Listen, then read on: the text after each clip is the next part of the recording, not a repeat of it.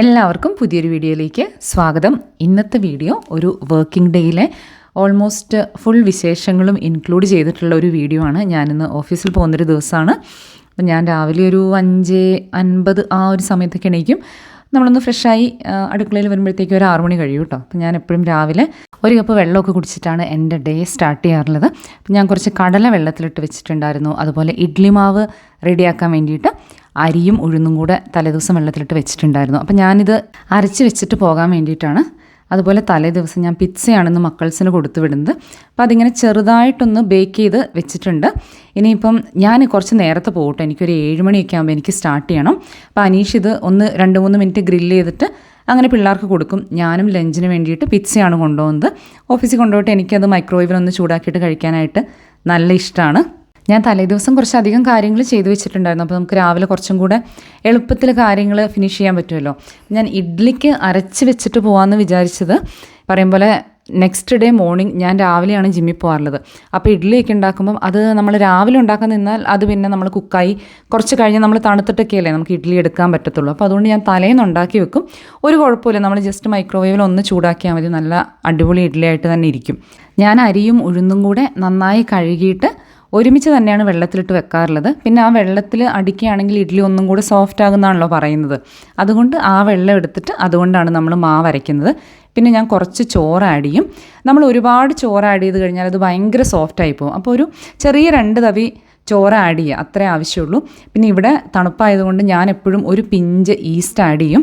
അങ്ങനെ ചെയ്യുകയാണെന്നുണ്ടെങ്കിൽ നമുക്ക് നല്ല അടിപൊളിയായിട്ടുള്ള ഇഡ്ഡലി കിട്ടും. ഒരുപാട് ആഡ് ചെയ്യരുത്, നമ്മൾ വളരെ കുറച്ച് ഒരു 1/2 ടീസ്പൂണൊക്കെ ആഡ് ചെയ്യേണ്ട ആവശ്യമുള്ളൂ കേട്ടോ. പല ടെക്നിക്കും ട്രൈ ചെയ്തിട്ടും ഇഡ്ഡലി നന്നാവുന്നില്ലെങ്കിൽ ഇതൊന്ന് ചെയ്ത് നോക്കും. നമ്മൾ വളരെ കുറച്ച് ഈസ്റ്റ് ഇടേണ്ട ആവശ്യമുള്ളൂ.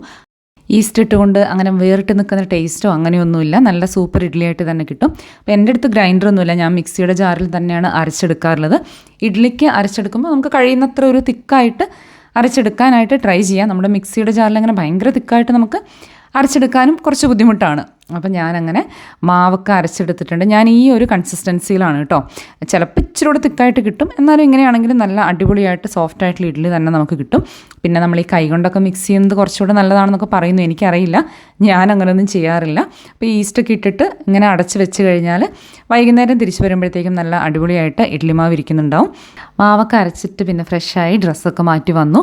ഞാൻ കുറേ കാര്യങ്ങൾ രാത്രി ചെയ്ത് വെച്ചുകൊണ്ട് രാവിലെ അങ്ങനെ ഒരുപാട് പണികളൊന്നുമില്ല, പെട്ടെന്ന് തീരുന്ന കാര്യങ്ങളൊക്കെ ഉള്ളൂ. പിന്നെ രാവിലെ ബ്രേക്ക്ഫാസ്റ്റിന് ഓവർനൈറ്റ് ഓട്സ് ആണ്. ഞാനത് എടുക്കുകയാണ്, കാരണം ഞാൻ 7 മണിക്കുള്ളിൽ സ്റ്റാർട്ട് ചെയ്യും. അതുകൊണ്ട് ഞാൻ ഓഫീസിൽ ചെന്നിട്ട് ഒരു 9-9:30 ആ ഒരു സമയത്താണ് കഴിക്കാറുള്ളത് കേട്ടോ.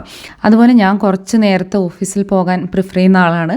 ഞാൻ കഴിയുന്നത്ര നേരത്തെ പോയിട്ട് കഴിയുന്നത്ര നേരത്തെ ഇറങ്ങുക എന്നുള്ളതാണ്. അപ്പോൾ ഒരു 5 മണിയൊക്കെ ആകുമ്പോൾ നമ്മൾ തിരിച്ചെത്തുകയാണെങ്കിൽ നമുക്ക് ഈവനിങ് എല്ലാ കാര്യത്തിനും കുറച്ചുകൂടി ഒരു സമയം ഉണ്ടാവും.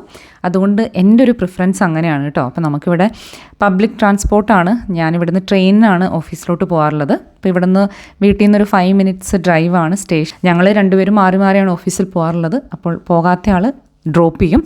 ഇവിടെ ഈ വി ലൈനിലൊരു സ്ഥിരം പരിപാടിയാണ് ട്രെയിൻ ക്യാൻസലേഷൻ, ലേറ്റ് ആവുക. സത്യം പറഞ്ഞാൽ സങ്കടം വരും. നമ്മൾ ഈ ഓഫീസിലൊക്കെ പോകുമ്പോൾ നമ്മൾ എന്തുമാത്രം എഫേർട്ട് ഇട്ടിട്ടാണ് നമ്മളൊരു സമയത്ത് സ്റ്റേഷനിലെത്തുന്നത്. ഞാൻ വളരെ കുറഞ്ഞ ഫ്രീക്വൻസിയിലാണ് ഓഫീസിൽ പോകുന്നത്. എന്നാൽ പോലും അങ്ങോട്ട് പോകുമ്പോഴോ ഇങ്ങോട്ട് വരുമ്പോഴോ ഒക്കെ എന്തെങ്കിലും ഇഷ്യൂസ് ഉണ്ടാകും. നമുക്ക് ഒത്തിരി ഫ്രീക്വൻ്റ് ആയിട്ടുള്ള സർവീസ് ഒന്നുമില്ല. അപ്പോൾ 15-20 മിനിറ്റ്സിൽ ഒരു ട്രെയിൻ, അങ്ങനെയാണ് നമ്മുടെ ഈ ഒരു പീക്ക് ടൈമിലാണെങ്കിലും ഈ ഒരു സർവീസ് ഫ്രീക്വൻസി എന്ന് പറയുന്നത്. അതിൽ തന്നെ ഈ ക്യാൻസലേഷനൊക്കെ വരുമ്പം സത്യം പറഞ്ഞാൽ നമുക്ക് ദേഷ്യ സങ്കടമൊക്കെ വരും. പക്ഷേ എന്താ ചെയ്യുക, ഒന്നും ചെയ്യാനില്ല. എന്താണേലും വല്ലപ്പോഴൊക്കെ ഓഫീസിൽ പോയാൽ മതിയല്ലോ എന്നോർത്ത് ഞാൻ സമാധാനിക്കുന്നു. അപ്പം ഞാൻ ജോലി മാറിയ കാര്യം പറഞ്ഞല്ലോ. അപ്പോൾ എൻ്റെ പുതിയ ഓഫീസ് മെൽബൺ സിറ്റിയിലല്ല, എനിക്ക് ഇവിടെ നിന്ന് ഒരു ട്രെയിൻ കൂടെ മാറി കയറി വേണം പോകാനായിട്ട്. സദേൺ ക്രോസിൽ നിന്നൊരു 10 മിനിറ്റേ ഉള്ളൂ ട്രെയിനിന്. പക്ഷേ നമ്മളിങ്ങനെ പ്ലാറ്റ്ഫോമൊക്കെ കയറി ട്രെയിനൊക്കെ വേണ്ടി വെയിറ്റ് ചെയ്ത് അങ്ങനെയൊക്കെ ആകുമ്പോൾ കുറച്ച് സമയം എടുക്കും. അതുകൊണ്ട് ഓഫീസിലോട്ടുള്ള കമ്മ്യൂട്ട് ഇപ്പോൾ കുറച്ച് ചാലഞ്ചിങ് ആണ്. അപ്പം നമുക്ക് നടക്കാനാണെങ്കിൽ എനിക്ക് അതാണ് കുറച്ചുകൂടെ കൺവീനിയൻസ്. ഈവൻ ഒരു 1 കിലോമീറ്റർ ആണെങ്കിലും നമുക്കറിയാം കറക്റ്റ് ഒരു 15 മിനിറ്റ്സ് അല്ലെങ്കിൽ 20 മിനിറ്റ്സ് കൊണ്ട് നമ്മളവിടെ എത്തും. പക്ഷേ നമ്മൾ ഈ ഒരു പബ്ലിക് ട്രാൻസ്പോർട്ടിനെ ഡിപ്പെൻഡ് ചെയ്യുമ്പം നമുക്കിങ്ങനെ കുറച്ച്, പ്രത്യേകിച്ച് ട്രെയിനൊക്കെ ആകുമ്പോൾ ഒരുപാട് പ്ലാറ്റ്ഫോംസ് ഒക്കെ ആകുമ്പോൾ നമുക്കതൊരു ബുദ്ധിമുട്ടാണ്. പിന്നെ ഈ ഒരു സ്റ്റേഷനിൽ ഇറങ്ങിയിട്ട് എനിക്ക് കുറച്ചൊരു ഹാർഡ്ലി 5 മിനിറ്റ്സ് നടക്കാനുള്ള ദൂരേ ഉള്ളൂ. അതുകൊണ്ട് ഓഫീസിലോട്ടുള്ള കമ്മ്യൂട്ടിൻ്റെ സമയം കുറച്ച് കൂടി. പിന്നെ നമ്മൾ വല്ലപ്പോഴൊക്കെ പോയാൽ മതിയല്ലോ, അതുകൊണ്ട് അതൊന്നും ഒരു വിഷയമല്ല. അങ്ങനെ ഞാൻ ലോഗിനൊക്കെ ചെയ്ത് പിന്നെ ഒരു 9-9:30 സമയമാകുമ്പോൾ ഞാൻ ബ്രേക്ക്ഫാസ്റ്റ് കഴിക്കും. അപ്പോൾ ഇതുപോലൊരു വിൻഡോ സൈഡിൽ വന്നിരുന്നിട്ട് എനിക്കിങ്ങനെ ബ്രേക്ക്ഫാസ്റ്റൊക്കെ കഴിച്ച് കുറച്ച് വർക്കൊക്കെ ചെയ്ത് എനിക്കതൊരു ഇഷ്ടമാണ്. നല്ലൊരു റിലാക്സിങ് ടൈമായിട്ട് തോന്നും. അപ്പം ഞാൻ സിറ്റിയുടെ ഉള്ളിലല്ല, സിറ്റിയിൽ നിന്ന് മേ ബി എനിക്കറിയില്ല, ഒരു 5 കിലോമീറ്റേഴ്സൊക്കെ പുറത്തായിരിക്കും. നമ്മൾ സിറ്റിയുടെ ഉള്ളിലാകുമ്പോൾ കുറച്ചുകൂടെ നല്ല അടിപൊളി വ്യൂ ആണ്. അങ്ങനെ ബ്രേക്ക്ഫാസ്റ്റ് ഒക്കെ കഴിച്ച് അത് കഴിഞ്ഞ് ലഞ്ചിൻ്റെ സമയത്ത് ഞാൻ ഇവർക്ക് കമ്പനി കൊടുക്കാൻ വേണ്ടിയിട്ട് ഞങ്ങൾ എല്ലാവരും കൂടെ പോയതാണ്. അപ്പം അങ്ങനെ പോയപ്പോൾ നല്ലൊരു അടിപൊളി മെക്സിക്കൻ റെസ്റ്റോറൻറ്റ്, അതുകൊണ്ട് ഞങ്ങൾ എല്ലാവരും ഒരുമിച്ച് ലഞ്ചൊക്കെ കഴിച്ച് നമ്മൾ ഈ ഓഫീസിൽ പോകുന്നതിൻ്റെ പ്രധാന ഉദ്ദേശം എന്ന് പറഞ്ഞാൽ ഈ ഒരു സോഷ്യലൈസേഷനാണ്. കാരണം നമ്മൾ വല്ലപ്പോഴേ കാണുന്നുള്ളൂ. അപ്പോൾ ആ ഒരു സമയം ഈ പറയും പോലെ കോഫി അല്ലെങ്കിൽ ലഞ്ച് എന്താണോ അങ്ങനത്തെ ക്യാച്ചപ്സും അതൊക്കെയാണ് നമ്മുടെ ഒരു ഹൈലൈറ്റ് എന്ന് പറയുന്നത് ഓഫീസിൽ പോകുന്ന ദിവസങ്ങളിൽ. പിന്നെ അതൊക്കെ കഴിഞ്ഞ് വൈകുന്നേരം തിരിച്ചുള്ള വഴിയാണ്. ഞാനൊരു 3:30 ഒക്കെ കഴിയുമ്പോൾ തന്നെ ഇറങ്ങും. അങ്ങനെയാകുമ്പോൾ ഞാനൊരു 4:45 5 മണിക്കുള്ളിൽ വീട്ടിലെത്തും. അതൊക്കെ കഴിഞ്ഞ് കുറേ നേരം റെസ്റ്റൊക്കെ എടുത്ത് വന്ന പാടെ നല്ലൊരു ചായയൊക്കെ ഉണ്ടാക്കി കുടിച്ച് അതൊക്കെ കഴിഞ്ഞിട്ടാണ് പിന്നെ ബാക്കിയുള്ള പരിപാടികൾ കേട്ടോ. ഒരു ലോങ് ഡേ കഴിഞ്ഞ് വീട്ടിൽ വന്ന് ഒരു ചായയൊക്കെ ഉണ്ടാക്കി ഇങ്ങനെ ഒന്ന് റിലാക്സ് ചെയ്തിരിക്കുമ്പം എന്തൊരു സുഖം അല്ലേ. അപ്പോൾ എനിക്കിങ്ങനെ ചുമ്മാ എന്തെങ്കിലും സീരീസോ അല്ലെങ്കിൽ നമ്മുടെ പഴയ കോമഡി മലയാളം സിനിമ ഉണ്ടാവുമല്ലോ, അതിൻ്റെയൊക്കെ ഇങ്ങനെ ക്ലിപ്സായിട്ട് യൂട്യൂബിൽ വരാറില്ലേ, ഹാഫ് ആൻ അവർ ഒക്കെയുള്ള, അങ്ങനത്തെയൊക്കെ കാണാൻ എനിക്കിഷ്ടമാണ്. അതുപോലെ പഴയ കരിക്കിൻ്റെ എപ്പിസോഡ്സില്ലേ, കുറേ എന്തൊരു കോമഡിയാണ്, ഇപ്പോഴും നമ്മളത് കണ്ടാൽ ഒത്തിരി ചിരിക്കും. പിന്നെ ഇങ്ങനെ ലൈറ്റായിട്ടുള്ള സീരീസ് അതൊക്കെ ചുമ്മാ കാണാൻ എനിക്ക് നല്ല ഇഷ്ടമാണ്. അപ്പം ഞാനും വിചാരിക്കും നമ്മളിങ്ങനെ ഈ സ്ക്രോൾ ചെയ്യുന്നതിനേക്കാളും ബെറ്ററാണ് നമ്മൾ എന്തെങ്കിലും ഒരു സിനിമയോ സീരീസോ അങ്ങനെ എന്തെങ്കിലുമൊക്കെ നമ്മൾ ആ ഒരു ഹാഫ് ആൻ അവർ 1 അവർ അങ്ങനെ ഒരു ടൈം ലിമിറ്റ് വെച്ചിട്ട് കാണുന്നത്. അപ്പം ഇങ്ങനെ കാണുമ്പോൾ എന്താണെന്ന് വെച്ചാൽ നമുക്കത് എപ്പോൾ വേണമെങ്കിലും നിർത്താം. നമ്മളത് അങ്ങനെ ഒരു അഡിക്ഷനായിട്ട് എനിക്ക് തോന്നാറില്ല. ഞാൻ പറയും പോലെ ഏതെങ്കിലുമൊക്കെ സീരീസ് ഇങ്ങനെ കാണാറുണ്ട്. മിക്കവാറും അനീഷ് എന്തെങ്കിലുമൊക്കെ ത്രില്ലർ ആണ് ഇഷ്ടം, എനിക്കും ഇഷ്ടമാണ്.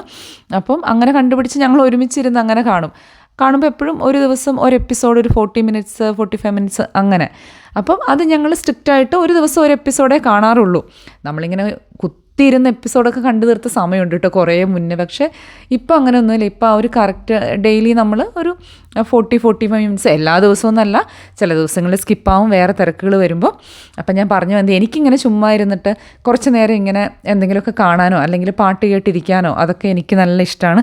അപ്പോൾ നമ്മൾ ശരിക്കും നല്ലൊരു റിലാക്സ്ഡ് ആവും, നല്ലൊരു എനർജൈസ്ഡ് ആവും. അതുപോലെ ഞാൻ ഈ ജോലി ചെയ്യുകയാണെങ്കിൽ ഇങ്ങനെ പാട്ടൊക്കെ കേട്ടുകൊണ്ട് നല്ല വോളിയത്തിൽ വെച്ചിട്ട് അങ്ങനെ ചെയ്യും. എനിക്ക് പഴയ മലയാളം പാട്ടുകളൊക്കെ ഭയങ്കര ഇഷ്ടമാണ്. അപ്പോൾ അതൊക്കെ വെച്ചുകൊണ്ട് നമ്മുടെ ഓരോ പണികളൊക്കെ ചെയ്യാൻ എനിക്കത് നല്ല രസമായിട്ട് തോന്നും കേട്ടോ. അപ്പോൾ ഇങ്ങനെ ഇരിക്കുന്നതൊന്നും ടൈം വേസ്റ്റഡ് അല്ല. നമ്മളെ ഹാപ്പി ആക്കുന്ന, നമ്മളെ ജെനുവിൻലി ഹാപ്പി ആൻഡ് റിലാക്സ്ഡ് ആക്കുന്ന എന്ത് കാര്യവും നല്ലതാണ്. എനിക്ക് നമ്മുടെ ഈ ഒരു മൈൻഡ്ലെസ് സ്ക്രോളിംഗ് ഇല്ലേ, അതൊഴിച്ച് വേറെ എന്ത് കാര്യമാണെങ്കിലും അതൊക്കെ നല്ലതായിട്ടാണ് എനിക്ക് തോന്നാറുള്ളത്. നമ്മളിപ്പോൾ ഒരു സിനിമ കാണുന്നു അല്ലെങ്കിൽ ഒരു സീരീസ് കാണുന്നു, പക്ഷേ നമ്മൾ അതിലൊരു അഡിക്ഷൻ വരുമ്പോഴാണ് നമ്മളൊരു എപ്പിസോഡ് കണ്ട് അല്ലെങ്കിൽ രാത്രി 1 മണി 2 മണി വരെ ഇരുന്ന് അങ്ങനെ സീരീസൊക്കെ കാണുന്ന ആ ഒരു ലെവലിലോട്ട് പോകുമ്പോഴാണ് പ്രശ്നം. നമ്മളിൽ പലർക്കും ഇങ്ങനെ ഒരു ബ്രേക്ക് എടുക്കാനോ വെറുതെ ഇരിക്കാനോ അതൊക്കെ ഭയങ്കര ഒരു പേടി. നമ്മൾ വെറുതെ ഇരുന്ന് കഴിഞ്ഞാൽ അയ്യോ ആ സമയം വേസ്റ്റ് ആയില്ലേ, അങ്ങനെ ഒരു ഫീലാണ്. നമ്മളിങ്ങനെ പലതരത്തിലുള്ള കുറ്റബോധങ്ങളും പേറിയാണ് ജീവിക്കുന്നതെന്ന് എനിക്ക് തോന്നാറുണ്ട് കേട്ടോ.